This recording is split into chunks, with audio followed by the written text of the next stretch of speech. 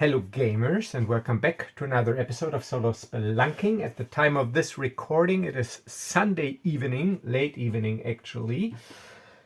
And what better way to round out the weekend than a little solo role playing.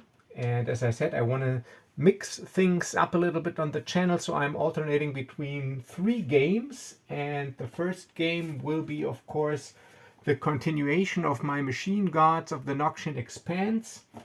And the second game will be the Bet of Fallcrest, featuring streamlined superheroes. And last but not least, the third game will be a Star Wars game using my rule set Shadow Space, which you can get on Amazon as a print on demand.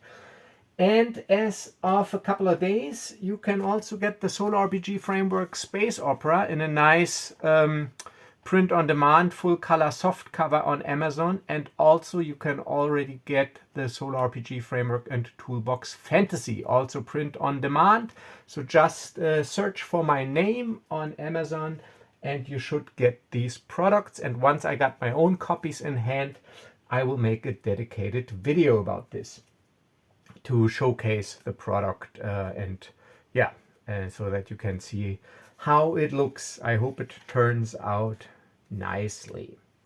Okay, so today I want to start my Star Wars game, and our protagonist, my hero that I will be playing, is Rima Vess, infamous, notorious Mandalorian bounty huntress.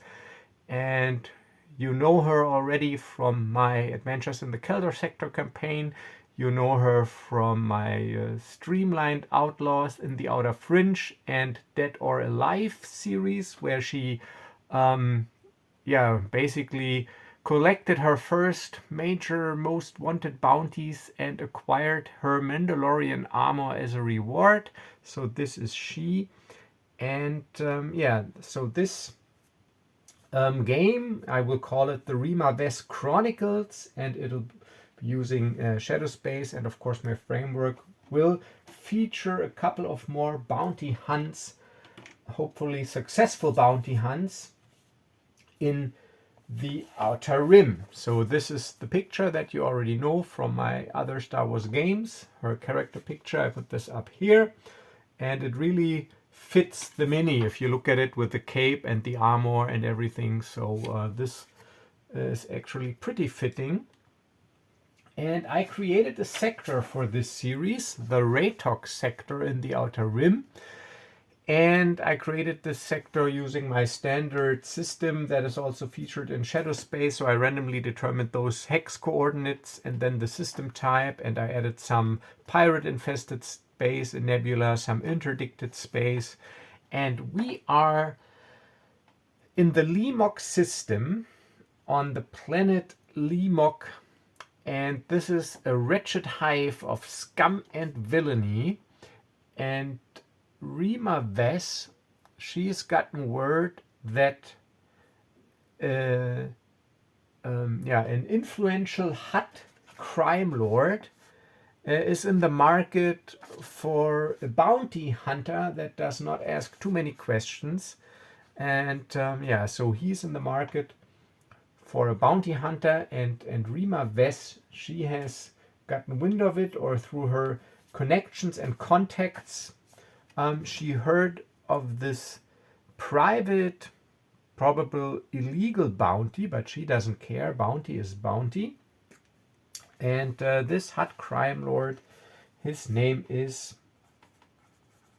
Geltora the Hutt. And he has a nice penthouse on the outskirts of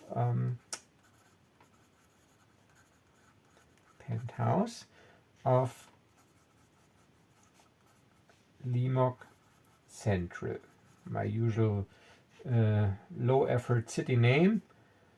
Limok Central, it's the capital city.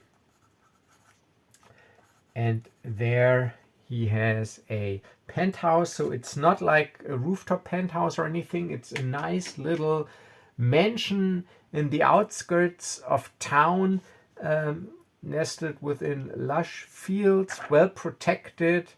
And so Rima Vess, she took an airspeeder there, a speeder taxi, and approaches this mansion. And her stats, I created her in my birthday video. We will get to her stats when we need them. So she approaches this mansion, and she already rang the bell and is greeted by this Twi'lek Mayordomo housekeeper. And before he opens the door, there's this little probe, this little robot that comes out of this little hatch in the door, and the robot goes, "Yes." And Rima just says, "Rima Vess, I'm here for the bounty posted by Geltora the Hutt. One moment." And then this little robot disappears in the wall again. And a few minutes later, this door slides open, and she is greeted by this Twi'lek. And he speaks basic with an accent and says, "Oh, you are here for the bounty?" And Rima goes, "Yeah, why else would I be here?" "Yes, I see." And he looks up and down and musters her and goes, "Nice armor. You don't see that a lot in these parts." And Rima just says, "I earned it. So, are you gonna waste my time with small talk, or do you take me to see your boss?" "Yes, of course, follow me." And she follows, and he moves up these stairs, and so there's like this noise dampening field, so as soon as we step into this area here, into this field, there is somewhat loud music, so there's music playing, and there's a raised stage, and she can see on the stage are two Twi'lek exotic dancers that are engaged in an arousing performance. You get my meaning. And there's this big fat Hutt on a large cushioned couch, basically in the middle of the room, and there's some henchmen around. So Rima Vess, she sees a Gamorrean who looks at her, carries a heavy blaster rifle, and one mysterious fella in heavy combat armor with a vibroblade, a Rodian and a Trandoshan, and these are actually stuffed Ewoks. So, this Galtora, he has a sense or a grim or gruesome taste, so he actually commissioned someone to catch him some Ewoks, and they stuffed him, and so we got two stuffed Ewoks there, basically as trophies, prepared and stuffed Ewoks in his chamber. And and the guy goes, "Follow me." And they approach Galtora the Hutt, and Galtora goes, "Ooh," because we're blocking the view. And the Twi'lek, he just says, "Excuse me, my lord, but may I introduce bounty huntress Rima Vess?" And Rima just nods. "She's here for the bounty." "Ooh, a shooter eater," he says.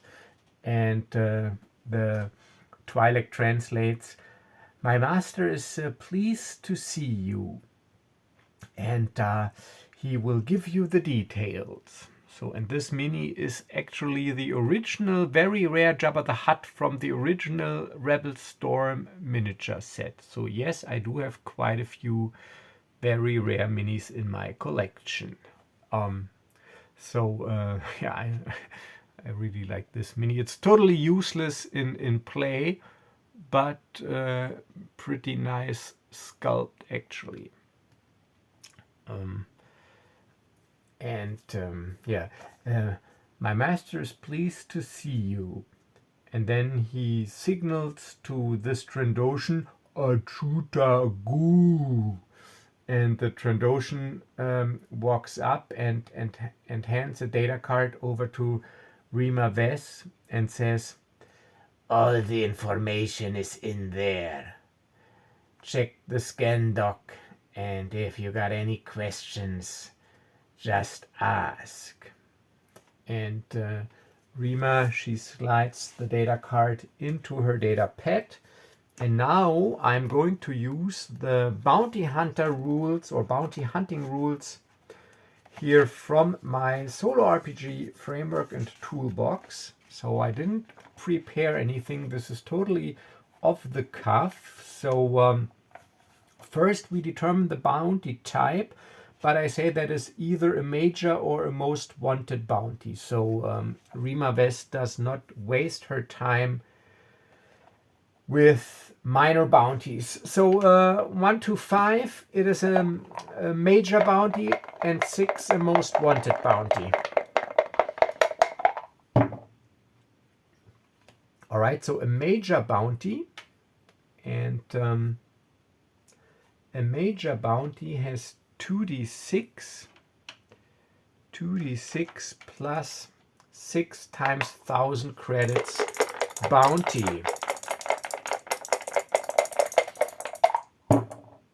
2d6 plus 6 major bounty. All right, so that is 6 plus 6, that is 12 times 1,000, a 12,000 credit bounty.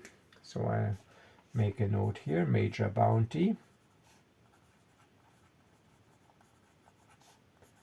12,000. And now I need to determine the number of tracking points needed to locate the bounty. So for every 2,500 credits of bounty value, you need 1 tracking point for every full 2,500. So actually that'll be 4 tracking points, because that would be 10,000, but it's 12, but for every full 2,500. So 4 tracking points, okay. So I call them TP, tracking points, 1, 2, 3, 4, and I also mark these 3 failure circles.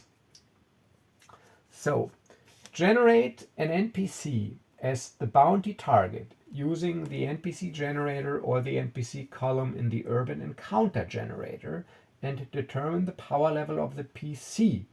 And a major bounty, I roll 2d3. Okay, so let's go to the NPC generator and see. Where is it? It's before that. Where is it? Let's see. In the table of content. NPC generator, page 41. Okay. Oh, here. One section over. Okay. So the species is, and the profession.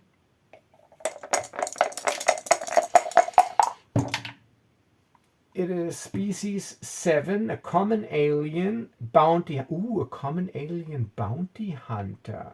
Okay, a common alien bounty hunter is a Rodian bounty hunter.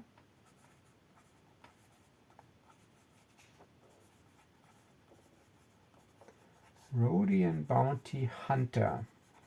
Okay, and the crime. So I don't care about his quirks or anything, just his profession. And let's see the crime, but I already got an idea. Let's see if if this fits somehow, because obviously he failed Galtora. 13, high treason. Yeah, okay, so high treason, but in the context of working for Galtora, so basically he took money for a bounty, and then yeah, I'm thinking, and so they like he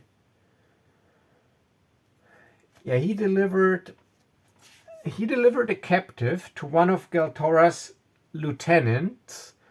Galtora posted a bounty. The bounty hunter delivered the quarry to one of Galtora's lieutenants, took the bounty, and when he got the bounty, they shot up the place. So they were teaming up, the actual quarry and the hunter, and the hunter, he gave the quarry some hidden weapons, holdout blaster, vibro dagger, and once they collected the money, they shot up the place and fled. And so yeah, this is basically what they did. So high treason, basically like a double cross. Okay. So, and we are provided with a clue and a location. Oh wait, a clue and location. Let's see. Roll up the committed crime. We did that. We generated the NPC. Roll up the initial clue provided with a bounty posting and a location that is somehow connected to the target and also provided with a bounty posting. So this is for the initial to get things started. So 3 is a clue, a known current associate, okay, and a location. What is that? Is that a 2 or a 5? I think it's a 2. So this die is actually pretty annoying because it's hard to read, but I think it's a 2. Oh, a rooftop penthouse. Okay, so a known associate. So clue, a known associate.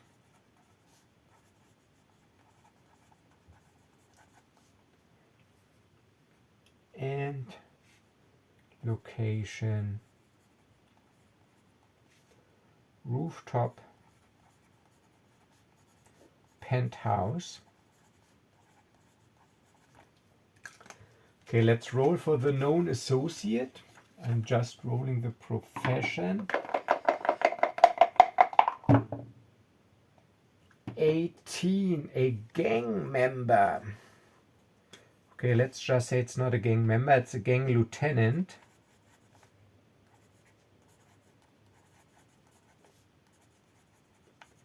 A gang lieutenant is a known associate, so the quarry maybe belonged to this gang, and the rooftop penthouse also belongs to this gang lieutenant.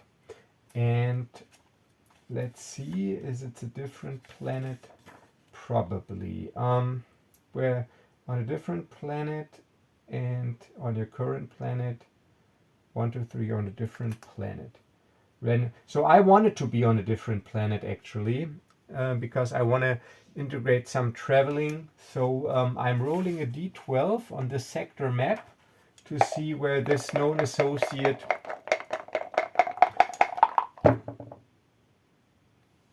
one.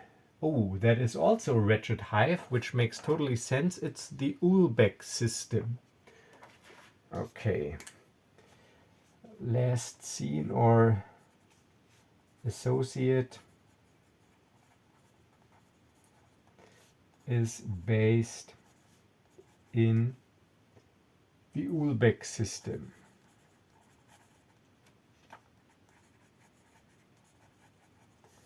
Okay. And we also, I think, need a gang name. Let me just get some ideas here from the random idea prompt to inspire a gang name. I'm just rolling 2d20. So black is first column, 16 crash site, and 7 coffin. Okay, so that'll be the Undertakers. That's the gang.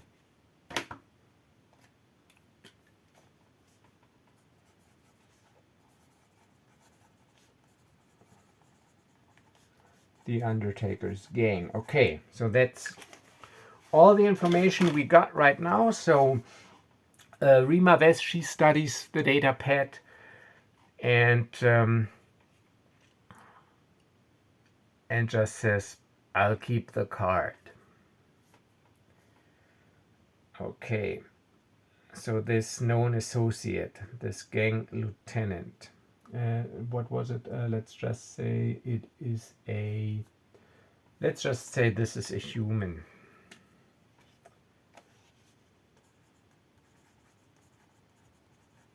It's a human. Does he have a name? Yeah. He is called... He is called... What's he called? Wilton. Wilton Mays.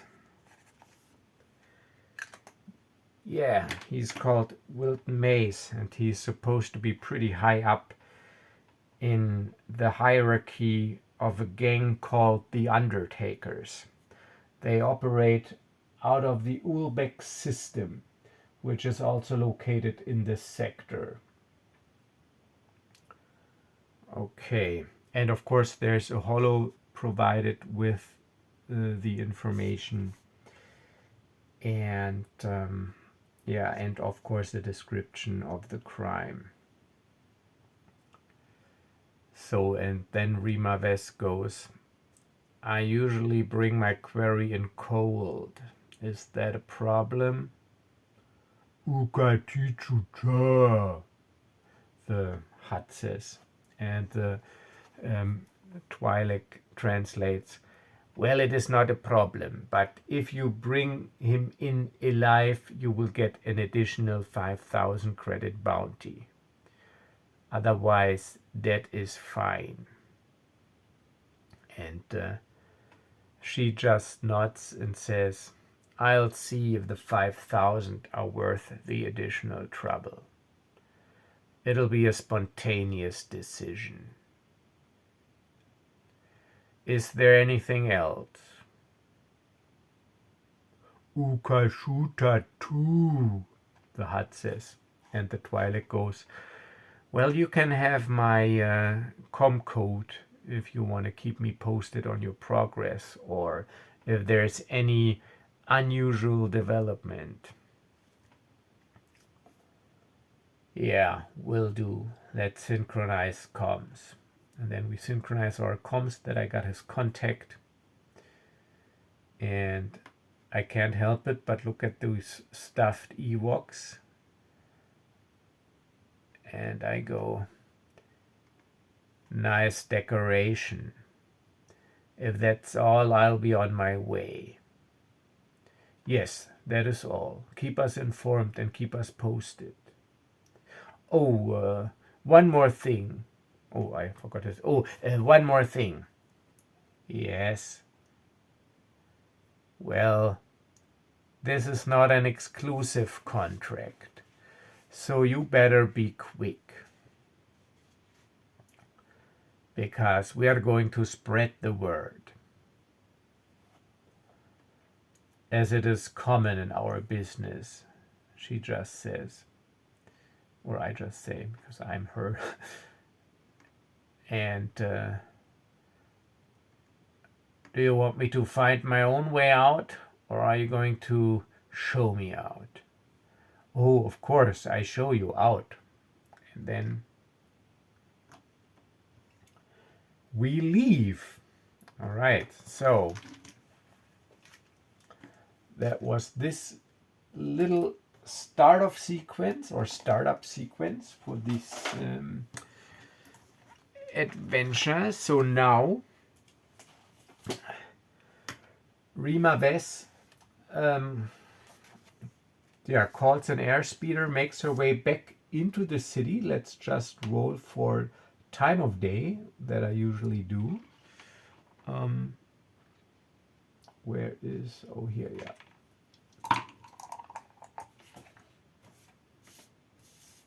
Actually, I didn't, she needs some money. Time of day, oh, it is 3 a.m. in the morning. I know that makes, so let's make it 1500 hours. So 3 p.m. in the afternoon. And because I'm level 3 and I got 9,000 credits in my pocket at the moment. Okay, so I take an airspeeder back into the city, into Limok Central.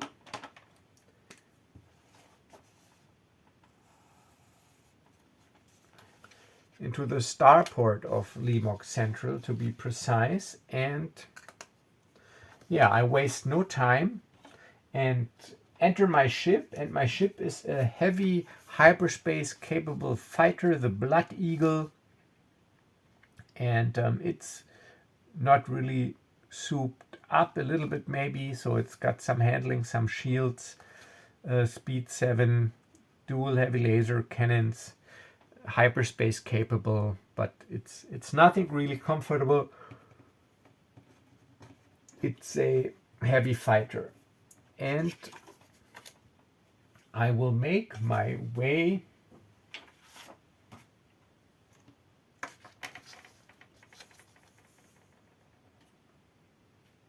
from Lamar to Ulbeck, and for this adventure I will be using the movement rules of my Outlaws in the Outer Fringe games, meaning I got a hyperdrive of 3+, means I can move 3 hexes and then I have to check for an encounter.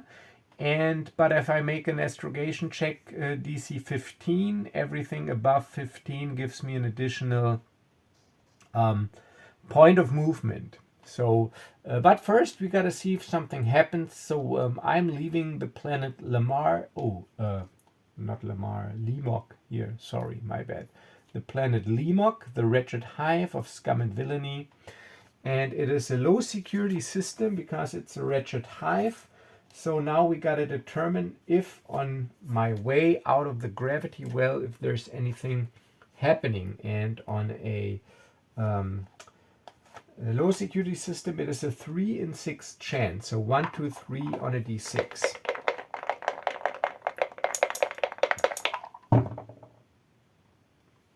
No, it's a 5. Okay. So now, so there's some space traffic, and I reached the edge of the gravity well, and now I'm going to roll for astrogation, which is the systems operation skill, which I got. I'm trained in system operation, so I get advantage. It's an intelligence check +1, and I need DC 15 to get, or DC 16 for 1 bonus damage, basically. Oh, look at this, 18 + 1, 19. So that is actually 4 additional hexes because of my calculations, which means I can travel 7 hexes, which is enough, 1, 2, 3, 4, to make it to Ulbeck without having to roll for an encounter. So, but Ulbeck is also a wretched hive, meaning also a low security system. So I exit hyperspace. Yeah, not really at the edge of the system, but within the system I still have some ways to go towards the planet. And the planet that is populated is Ulbeck 4, 4th planet in the Ulbeck system. Ulbeck 4. It is a low security planet, and I have to roll for an encounter.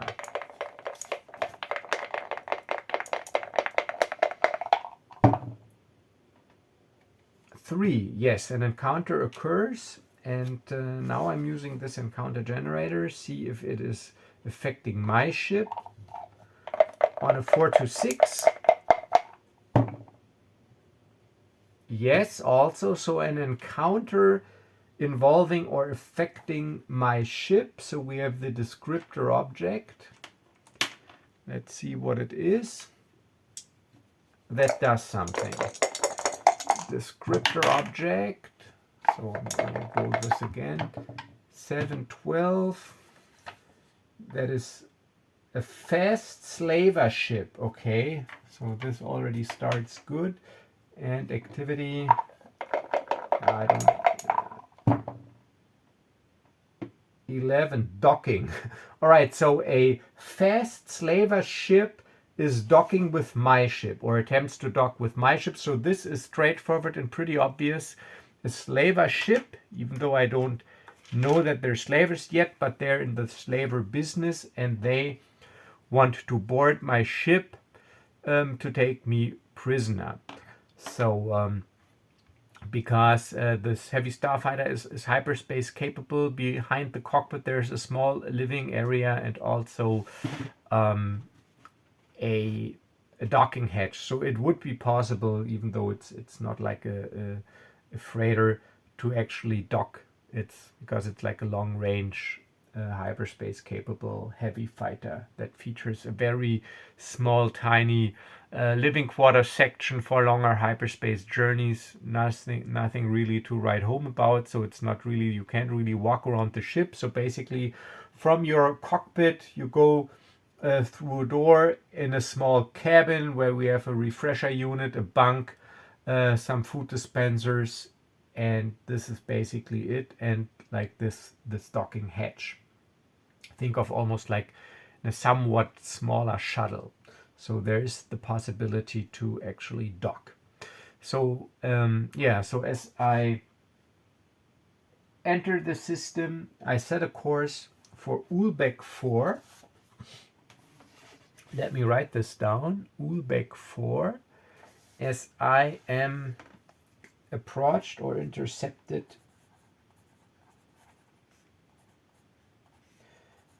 by slavers. Populated system.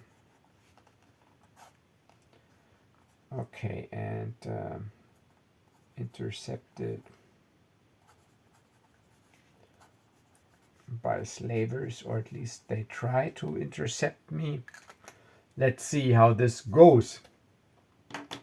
So yeah, as a basically routine measure, I check the scopes and there's this blip, beep, beep, beep, beep, beep, beep, beep, that sounds suspicious. It's on a straight intercept course and it's approaching very fast. So I'm actually, my speed is 7, but it is faster. So I'm assuming speed 8, sublight speed 8.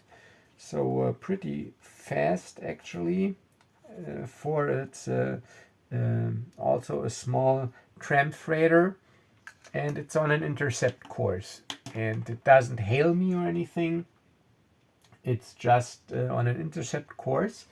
So I want to keep my distance, and I try to stay out of its presumed weapon range until I can basically enter the planet's gravity well. So what I will be doing now is I will have a little chase scene here. So distance and chases, movement and chases. So we have abstract distant categories, close, near, and far. And close means within dogfighting distance. And so they are not within dogfighting distance yet, but also not far. They're near.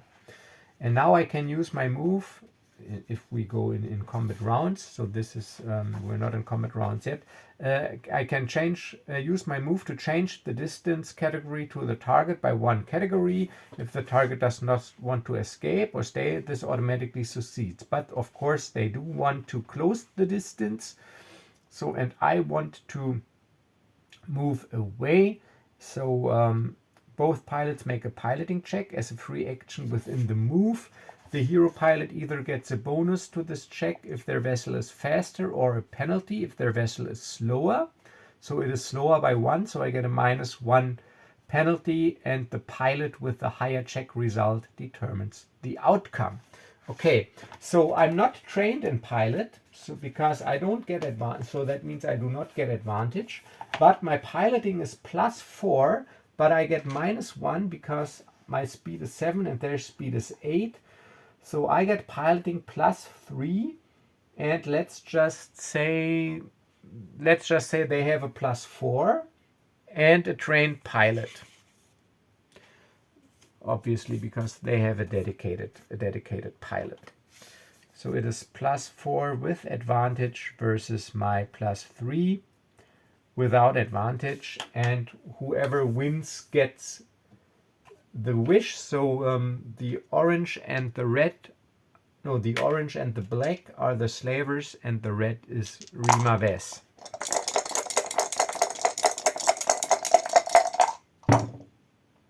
So red is Rima Vess.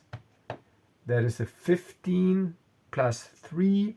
That is 18, but they got a 16 +4. So that is +2 handling. And so they do get what they want. So I didn't manage to keep them at bay. So they close into weapons range.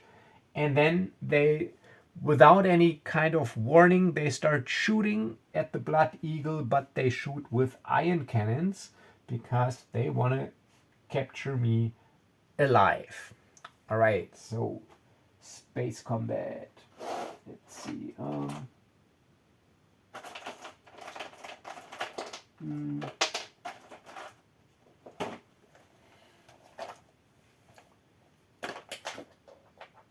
So let's just say this is, you know what, let's just do it theater of mind. I'll try to do my best to describe it to you. So they're closing in and assuming position behind my ship as they suddenly start shooting. Okay, but now we roll initiative. Okay, so we both make a piloting check, and then they act. So my piloting, so now it's a normal piloting check. So my piloting is +4 as is theirs, because that is my dexterity modifier plus the handling bonus. So I got +4, and they also have +4. They have 2 handling and 2 stat bonus, and they have advantage because they got a trained pilot. So again, I am the red die, and they have the other 2. I am red. Let's see who goes first. Ooh, but I go first. Look at this, natural 20 +4. So it's a 24 versus 16 +4. As John would say, that's a dirty 20, but I got a natural 20 +4. So even though they might have the better dedicated pilot, I just managed to get the drop on them because I basically anticipated what they were doing. So the order of battle would be Rima, and then the slavers. Okay, and yeah, let's just say I got 20 points of hull, and they also have 20 points of hull. And let's see, AC, they got an AC of 16, the slavers, and they attack +4 and deal a d8 damage, iron damage. Okay, so but it's my turn. So now, since I'm pilot and also gunner, I will concentrate on firing. So I'm making an attack roll versus their AC of 16, and my attack with my dual lasers, thanks to my fire control, is +5, and I would deal a d8 damage. So let's see, AC 16. So I make a barrel roll, and turn, face them as I see that they're within weapon range, and fire my heavy laser cannons. That's an 18, that's a hit, but only 2 points of damage. So I just graze their hull. I can see this blue glow that surrounds their hull from the shield that absorbs the brunt of the blast, but also they do suffer some damage. Their ship is rocked, but they retaliate and they attack +4 and deal a d8 also. Let's just say, because the red, they take the black one. And my AC is also 16. It's +2 shield, 1 handling, and 3 for my stat. Oh, look, I'm lucky, because 11 + 4 is 15, so they barely miss, because I would have taken 8 points of iron damage. So lucky me. So I do my initial attack run and graze their hull, and then I immediately go into a wild corkscrew defensive maneuver as they try to get around and fire, but they barely miss. Okay. So let's make my little combat metrics here. So I did hit and they missed. And now next round, me again. +5 attack. 15, that's a miss, sadly. So this time they have adapted to my flying style, and the pilot concentrates on evasive maneuvers, and the gunner opens up with the turret, with the iron cannon turret. But lucky, 10 + 4, 14, and it would only be 1. So this round we both evade, and now it is my turn again. So we circle each other. It's a wild dogfight. Ooh, look at this. 19 and 7 points of damage. That's a great hit. So I hit them and they are down to 11 hull. So, yeah, they do one more pass. I'm not such an easy target. Still undamaged. Lucky me, because again 8 damage, but 7 + 4, that's another miss. So far they didn't score a single hit. My turn again. Adjusting the fire control system. Yes, look at this, 16 and 8. So another hit. Yes. And they are at 3 hull, which means they break off the combat. They break off combat, and they use their action and they move to basically break off and transfer all available power to the engines. And yeah, no, I don't let them go. I don't let them go because they're slavers and I'm bounty huntress. So I chased them. So once again, we have a little chase scene here. So once again, this time again, I get a -1 penalty because of my slower speed. So I am the red die. They have advantage. Let's see.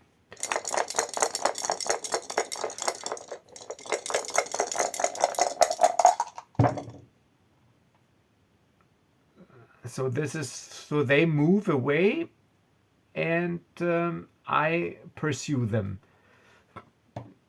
All right, so that is 15 + 3. Sadly, that is 15 + 4. So they were in dogfight range because we were shooting at each other. So dogfight is close. So now they are 1 category away. Now they are near and still want to try to get away. I want to chase them. So now they're near. They moved from close to near, and let's see if I can catch up.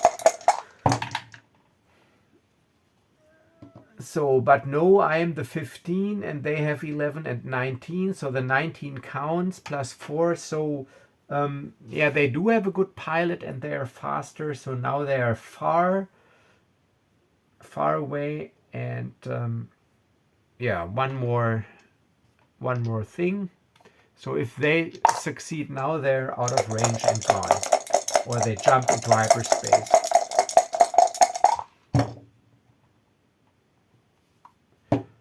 Okay, natural 20. And I got a 17 plus 3. That's a dirty 20. But they got a natural 20 plus 4. So yeah, they make it. They go away. So yeah, but Rima Vess, she's not really a hotshot pilot. She just basically needs the ship to get around. So she's got other qualities. So she chases them for a while, but the distance keeps increasing, and they have obviously started calculations for the jump to light speed. So I can see them disappear from my scopes as this slaver ship jumps to light speed, and I go, nice welcome. Looks like an interesting place. And then I turn the ship around and continue my approach to Ulbeck 4. And my time is up. So this is where we will end this episode. So a little start-off episode to get back into it. And yeah, so next video then again will be Machine Gods, and then I'll keep alternating. Yeah, so thank you all for watching, and don't forget to like, comment, subscribe to all this YouTube stuff. And the usual, if you want to support the channel, check out my products. Maybe there's something there that you like and pick it up.